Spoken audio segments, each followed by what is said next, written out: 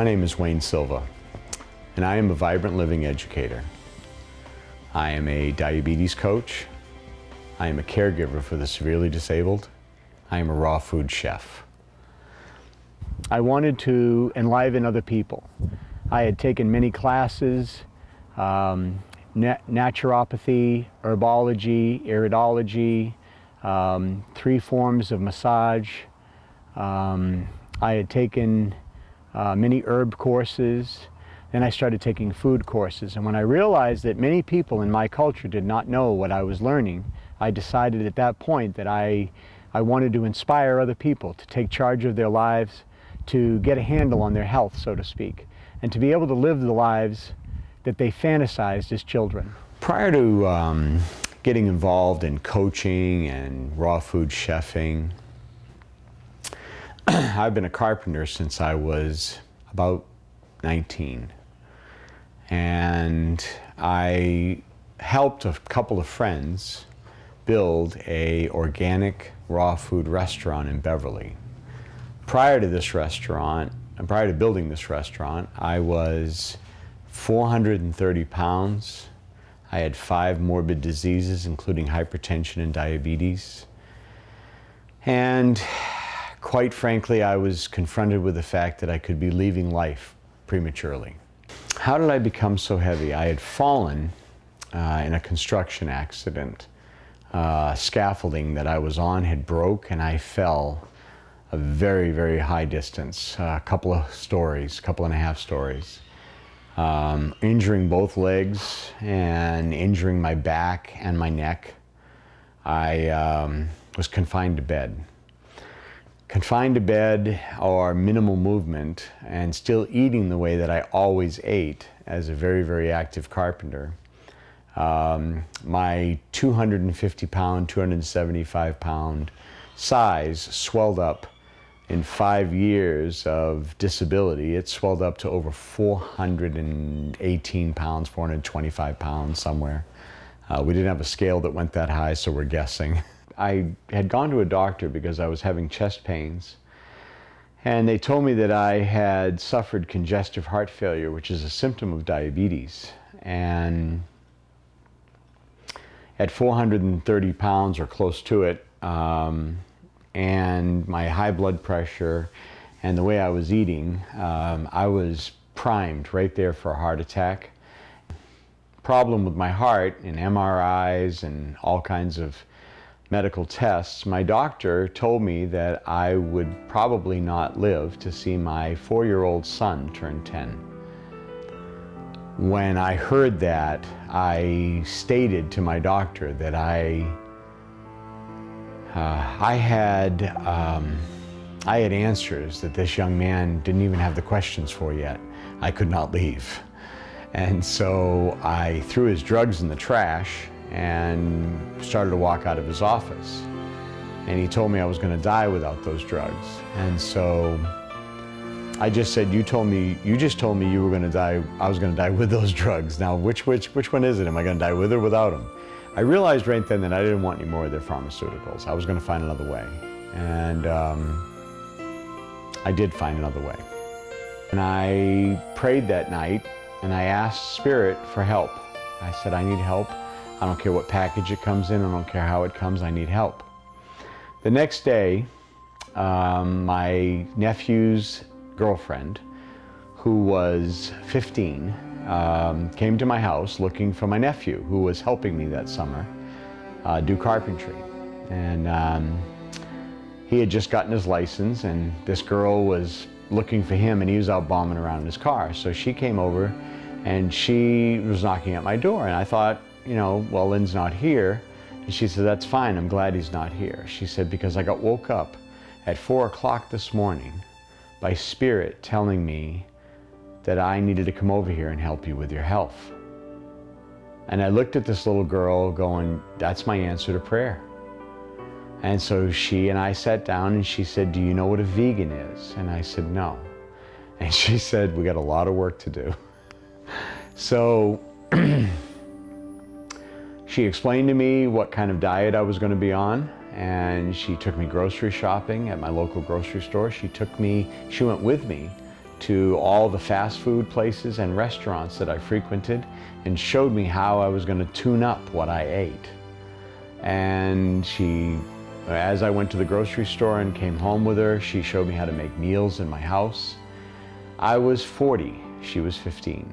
And this little girl taught me more about living than I could ever detail in a documentary or a book.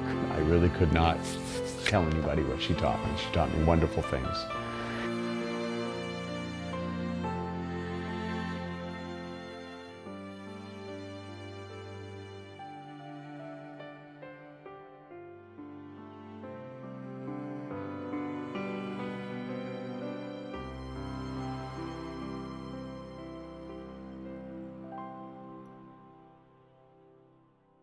Vegan means that you eat no animal products.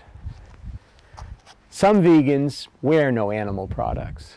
I just chose at the time to eat no animal products because of Jamie. And the problems at first were there was no more eating out. There wasn't vegan anything. So I had to learn how to order from a menu. I could order a vegetable, I could order some rice, I could order some squash, I could order some salad, and that's all I knew because there were no vegan meals in any restaurant in Texas. And fast food, forget it. There ain't a vegan nothing out there. And so I had to learn how to adapt this new vegan idea to what I normally ate. I still continue to drink beer. Beer is vegan. So I still continue to drink beer. I don't anymore. I switched foods, I switched alcohols, I switched to organic wine. I stopped drinking everything else except it. I switched foods, I stopped going out to eat at any restaurant and started making all my own food, shopping in grocery stores for things that I could eat, learning how to make things that I could eat. There were no raw food websites out there. There were no vegan websites out there, and I didn't have a computer. So I had to learn from Jamie. One of the hardest things to overcome during these lifestyle transformations was my mental posture, my attitude, the way I perceive things, my perception. I had to alter my perception, and I didn't know how. But as I started to get healthier and my body started to heal and I started to have more energy, I started to interact with people because of that energy. They would spot that energy, they would interact with me. And I started interacting with a different kind of people. People that were after their health, people that were looking for ways to live more vibrantly in our world. The hardest physical habit I had to give up was drinking alcohol and smoking an awful lot of marijuana. And I think that those two changes have brought about more in my perception and my perspective than the food did.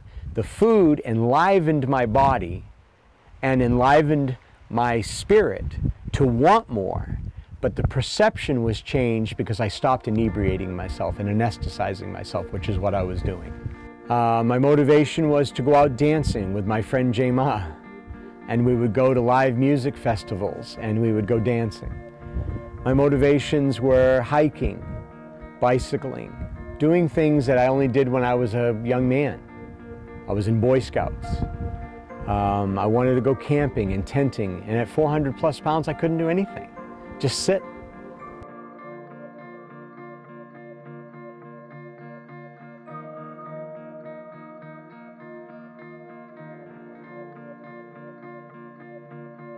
And so in the last couple of years I've had a lot of medical tests to examine me for what level of health I was living at the present time.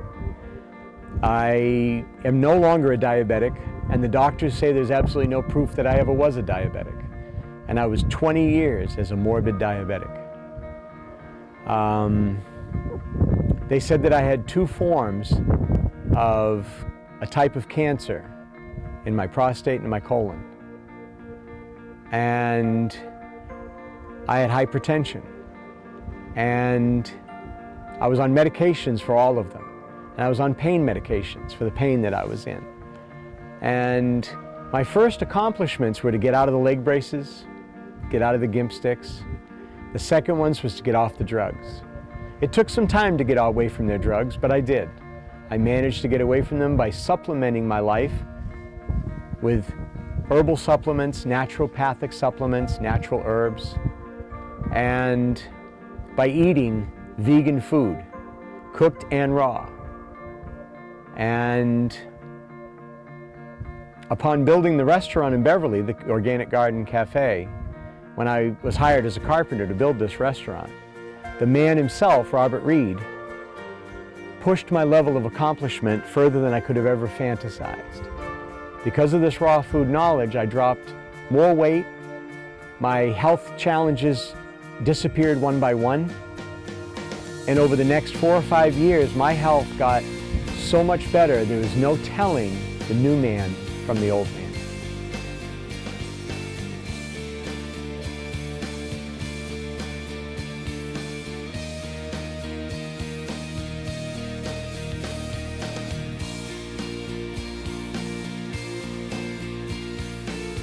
Lessons from this journey have been ineffable, but I'll try. I didn't know I had a spiritual nature. I didn't know my mind could work this well. I didn't know my emotions could be this governable. I didn't know that thoughts are things, and they are. What we think is what we become. And how we think and what criteria we use to think should be taken into consideration on a daily basis, and I know I do. I am grateful to the creative genius of the universe for allowing me another chance at life.